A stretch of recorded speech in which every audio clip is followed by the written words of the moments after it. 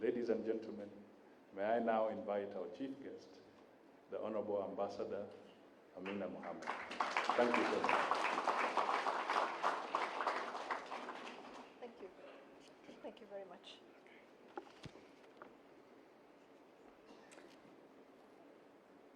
Honorable Wycliffe Musalia Mudavadi, his dear wife, who is an amazing friend of mine, Tessie Mudavadi, the honorable members of parliament that are here, the leaders of parties, excellencies, ambassadors, distinguished guests, ladies and gentlemen.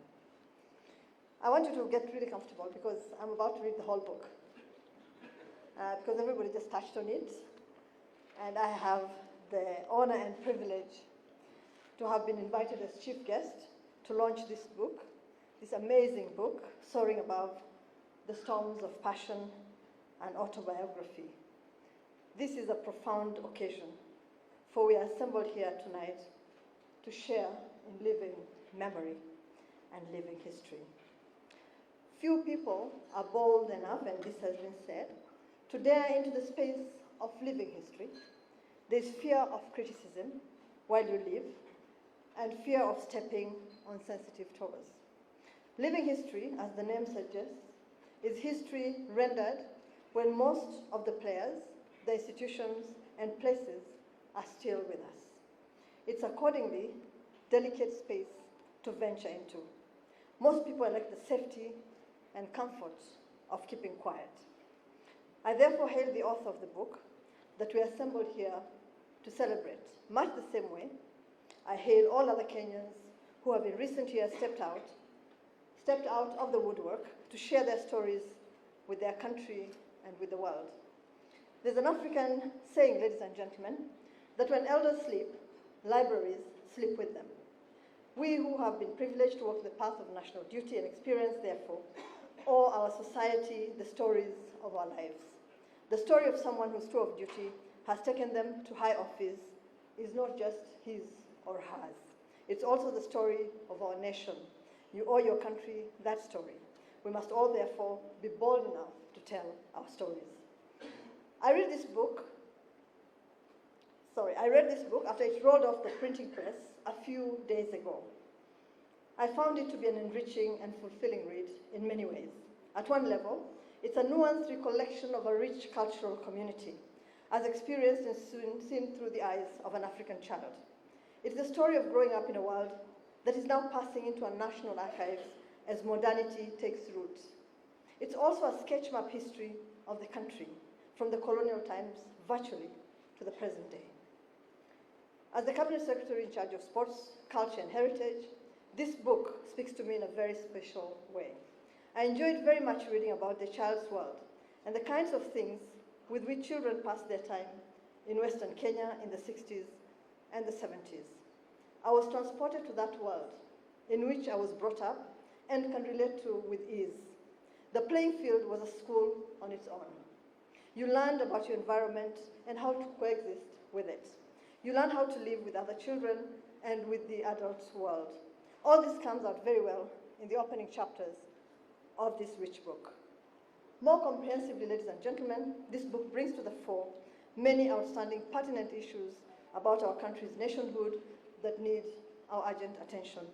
It also exposes private motivations, their bearing on critical national issues, besides revealing the behind-the-scenes events that inform the political dynamics that we read in our newspapers and watch on mass media networks. The book therefore veils new insights into our national political theatre, which will not only deepen understanding of our society, but also inform decision-making. In chronicling his experiences, contribution, and ideas, Honorable Musalia Mudavadi has demonstrated remarkable courage in putting his life before the world for scrutiny. I congratulate him for this courage and for the work that he has done in producing this book. We recognize that the compilation of the book has involved painstaking reflections and research. I thank you and those with whom you labored for your hard work and dedication, as well as the sacrifices you have had to make to bring this book into fruition. I congratulate you also for your impressive record in the public service. You have served this country as a member of parliament, as a cabinet minister, a vice president, a deputy prime minister, and a party leader. Undoubtedly, you have acquired a wealth of knowledge and insights about our country in the course of this journey. We are grateful that at length you are generously sharing this experience with us in this book. We are also privileged to see in this book pages of our national history through the experienced eyes of a parliamentarian, a cabinet secretary, a deputy prime minister, and a party leader. At another level, we encounter in this book the meaning of politics as seen through the child's eye and its meaning for the family of the politician. Later, we see the same child now transformed into the politician and the lessons that this experience brings to him and to us, his readers. As you read about senior Mudavadi'S forays into politics in the 60s and 70s, you cannot help but wonder where this placed the family. The author of this book apologizes to his family for numerous long absences from them, as we all have become accustomed to doing while confronting the rigors of fulfilling our national duties. The read challenges us to reflect on the family as the most basic unit of our society.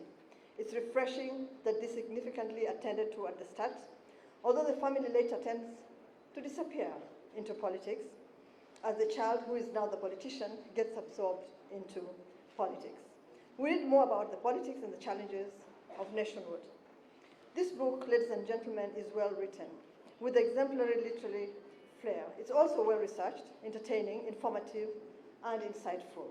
It's an engaging read with scrupulous attention to detail and clarity in narrating the author's experiences in his sojourn within and outside the inner sanctums of power. Moreover, the book achieves the delicate balance necessary to reflect the sensibilities of those other political actors whose story the author has to narrate, and the clear commitment to provide an honest account of events. Naturally, a project of this nature must elicit both acclamation and criticism. Whatever our sensibilities, we must also acknowledge that to err is human. I would not move on to other domains without appreciating the place of sports in this book. Right from sporting activities in primary school in those years, through high school and all the way to university. I'm happy to note the place that sports has been given in this book. I also have no doubt that sports played a very significant role in shaping up the character of the man in the autobiography. Although we may claim to know Honorable Mudavadi well, one gets a more intimate insight into his character when reading through the early pages of his biography, his humanistic values, his respect and compassion, and the soberness for which he is well known. They all speak to us in his actions as narrated in the book. His simplicity and humility are also evident, even in the rather diffident and self-effacing manner in which he narrates his personal contributions in the course of his career. In fact, ladies and gentlemen, we see at another level an astute change management leader who played a key role in the modernization of Kenya's economy and especially of the financial services sector in our country. Few know that he was responsible for far-reaching reforms in the money, banking, and finance fields. As finance minister, he spearheaded the liberalization of foreign exchange, and you've heard about that in Kenya, and placed the country way ahead of the rest of this continent. He also championed the transformation of the income tax department into the Kenya Revenue Authority. Elsewhere, he opened up the airwaves, availing space for the numerous radio and TV stations in our country today. Honorable Mudavadi also led the opening up of telephony and paved way to the marvels that we see in telecommunications in Kenya today. He headed the process that brought us Safaricom and later Kensel, which is today Airtel. He also guided the reform of the Kenya Ports Authority, the Kenya Airports Authority, and the privatization of Kenya Airways. All these are forgotten, critical milestones in our national life, which the author talks about with a lot of restraint and modesty. The same restraint is demonstrated in his rendition of his experience with peace building after the 2007 presidential elections and with working in government thereafter. Equally important, ladies and gentlemen, is his experience with the making of our new Constitution 2010, and particularly his role in implementing the chapter on devolution. And I had the privilege of working with him for just a moment during that process. But there are many other stories and histories embedded in Honorable Mudavadi's story. We get fresh anecdotes in the early days of the second President of the Republic, Daniel Arap Moi, who comes across as a very practical father and husband and a respected teacher. We see the country's politics in the colonial times and the transition to independence. We also see the early struggles for the state in the 60s. We see political competitions and formations of alliances, right from the 60s to the present day, with plenty of food for thought. We witness the challenges of the effort to entrench democracy in our dear country, the one-party rule, the impact of the Cold War in merging new nations and states in the post-World War II dispensation. So too, do we see the new challenges for third world countries in the post-Cold War era, and the full magnitude of Mikhail Gorbachev's perestroika and glasnost policies. I'm trying to make it really interesting for all of you to buy the book. There is the return of the multi-party state with its own new set of challenges. There is the crippling interaction of the post-Cold War states with structural adjustment programs. Not to be forgotten is Kenya's struggle with corruption and the author's personal testimony and experience with it and what it meant, especially for him, and being caught up squarely in the national tragedy that was the Golden Bag scandal, Anglo-leasing, and what has been called the graveyard scandal. The author speaks to these challenges with courage and with frankness, including the problem of tribal competition in politics and economics. Overall, ladies and gentlemen, this book tells the story of a man who makes his choices and he lives with them.